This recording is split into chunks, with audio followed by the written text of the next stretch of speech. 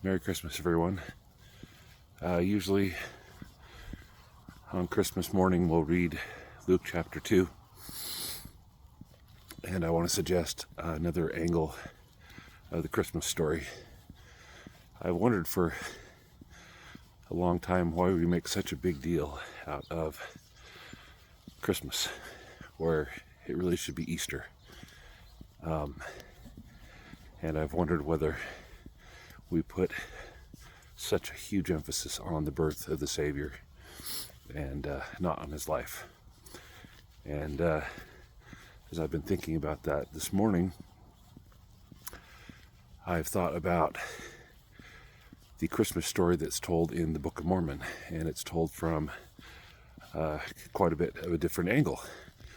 And Nephi, when he asks to have the interpretation of his father's dream, and specifically of the tree that his father saw, which was interpreted to be the tree of life, the angel asked him if he knows the condescension of God, and he says he does not. And so the angel illustrates to him what the condescension of God looks like. And what it looks like, and what he showed him, was he took him to Jerusalem 600 years later, and he showed him a virgin, most beautiful woman above all other women that he had seen. And I take this to mean not only physically, but spiritually. She was a clean and pure person, worthy to be the mother of the Son of God, and showed the birth of Jesus. It's interesting that we have the Christmas story shown in the Book of Mormon very early on. And the vision goes on, and it shows Jesus as he lives his life, and he goes about doing miracles and doing good in his life. And Nephi got a pretty good view of what we have in the New Testament, and I probably also got the first 30 years view of Jesus' life, and also how he was persecuted and shunned for what he did and for who he was.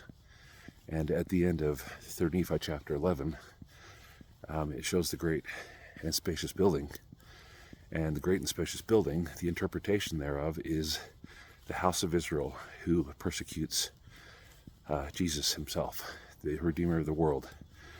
And it's the house of Israel that persecutes him, not the Gentiles, not the atheists, but the actual people who should be worshiping him, don't recognize him, and don't want what he brings to the earth. And it says at the end of 3rd Nephi chapter 11, or 1st Nephi chapter 11, sorry, says at the end of 1st Nephi chapter 11 that great will be the fall of the great and abominable church and the great and spacious building that's illustrated in Lehi's dream. So the Christmas story shown here is interpreted to be a manifestation of the love of God. The tree of life. The tree of life is Jesus and his love that produces fruit, of which we are free. We are all free to eat if we'll just recognize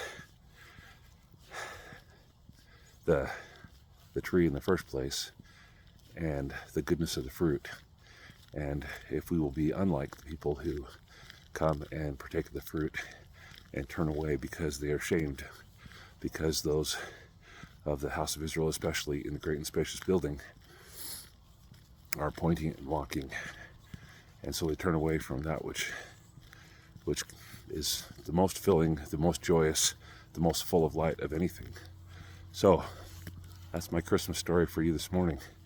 Love of God. That's why we should celebrate Christmas. It's the advent of light coming into the world. That light, that seed that grew up into a tree and produces fruit even today for us. Merry Christmas, everyone.